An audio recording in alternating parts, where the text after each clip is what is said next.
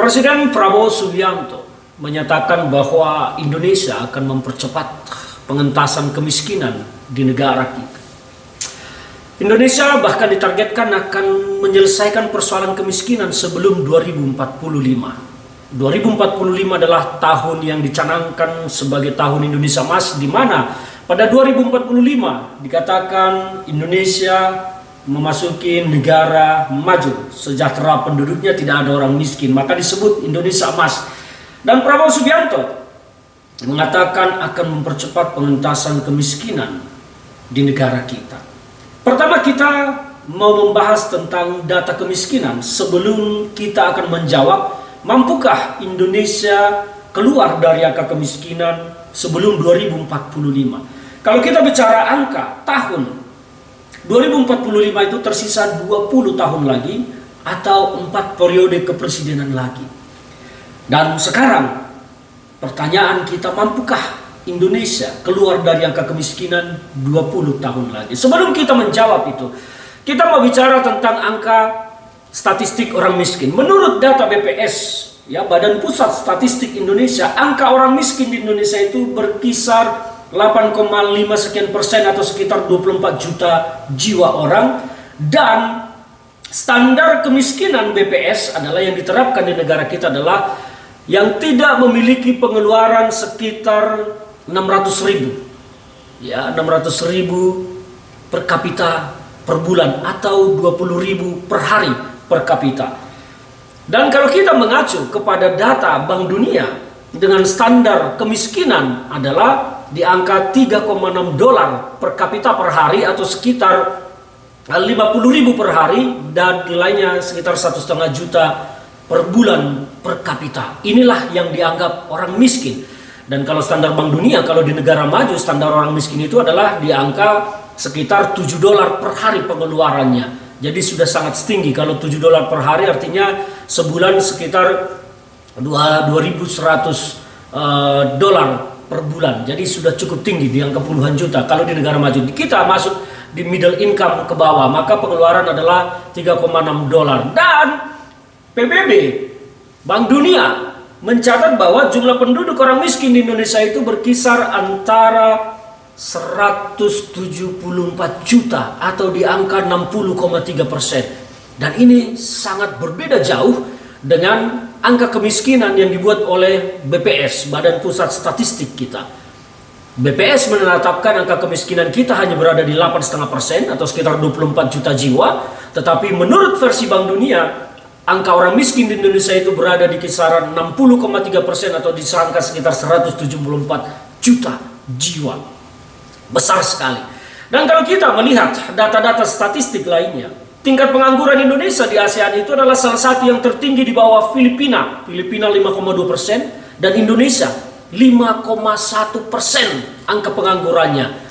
Luar biasa. Kalau kita sekarang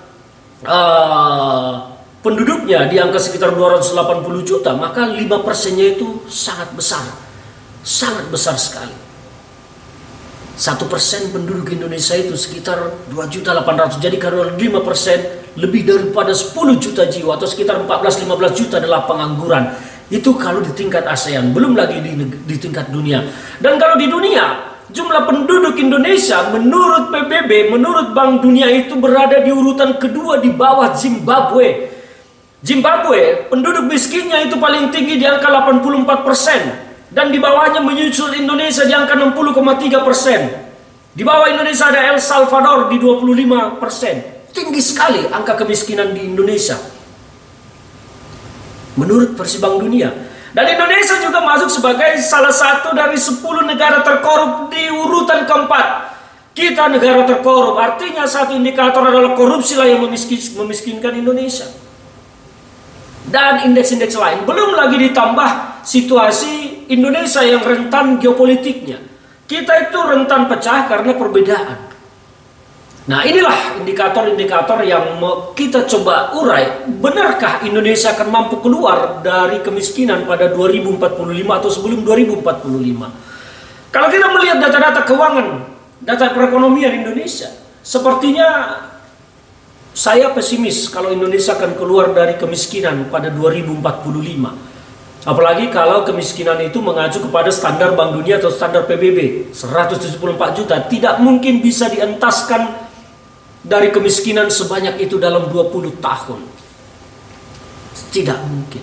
Kalau kita menggunakan data BPS di 8,5%, berarti artinya pemerintah harus mengentaskan kemiskinan ini dalam 4 periode kepemerintahan ke depan, 20 tahun lagi itu, satu periode itu harus berada di angka 2%-an kemiskinan harus dientaskan.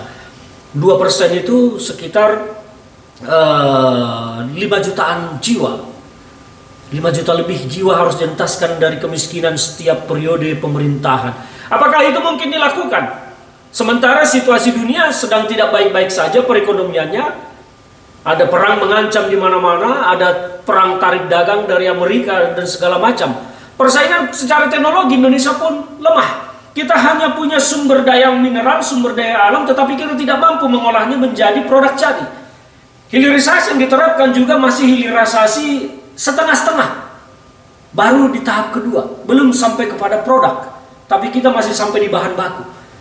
Jadi apa indikator yang bisa kita pergunakan melihat bahwa Indonesia akan mampu dientaskan kemiskinannya sebelum 2045? Hanya akan ada sebuah peristiwa besar, investor yang besar-besaran masuk ke Indonesia supaya itu bisa terjadi. Sementara sekarang, hari ini, sampai hari ini tidak ada investor besar yang masuk ke Indonesia kecuali hanya investor yang masuk ke sektor sumber daya mineral. Karena memang sumber daya mineral ini adalah investasi yang cukup menggiurkan, untungnya banyak sekali, tidak sulit. Tapi tidak ada investasi yang masuk contohnya ke sektor padat karya, manufaktur, segala macam. Teknologi tidak ada. Sehingga apa yang bisa kita harapkan untuk bisa mengangkat perekonomian kita dan mengentaskan kemiskinan sebesar 8,5% menurut BPS dan 60,3% menurut Bank Dunia atau PBB. Saya agak ragu, apalagi kalau melihat kinerja kabinet Pak Prabowo. Kalau tidak segera dilakukan evaluasi dengan mengganti banyak menterinya, maka harapan Asta Cita pun saya pikir akan gagal. Tapi apapun itu, saya hormati optimisme dari Presiden Prabowo Subianto, dan saya menyatakan diri akan mendukung upaya-upaya yang akan dilakukan oleh pemerintah untuk mencapai itu, karena tujuan kita memang adalah memakmurkan masyarakat Indonesia sesuai cita-cita kemerdekaan bangsa Indonesia. Dan saya mendukung langkah-langkah pemerintahan Pak Prabowo, apapun yang akan dilakukan untuk itu saya akan dukung supaya cita-cita itu berhasil. Meskipun saya pesimis melihat target itu tidak akan bisa dicapai, tetapi sekali lagi saya menegaskan dan mengajak seluruh anak-anak bangsa ini mendukung upaya-upaya pemerintah untuk mengentaskan kemiskinan ini secara permanen, supaya kita menjadi sebuah negara yang baik, negara yang maju, negara yang sejahtera rakyatnya. Ini adalah harapan saya. Tapi kritik yang saya berikan adalah supaya pemerintah, kabinetnya itu lebih jeli melihat strategi langkah-langkah yang harus dilakukan di lapangan supaya kemiskinan ini terentaskan. Jangan hanya besar di gimmick, besar di narasi, tetapi fakta di lapangan itu tidak ada apa-apanya. Salam dari saya, Ferdinand Hutahayan, untuk Indonesia yang sejahtera.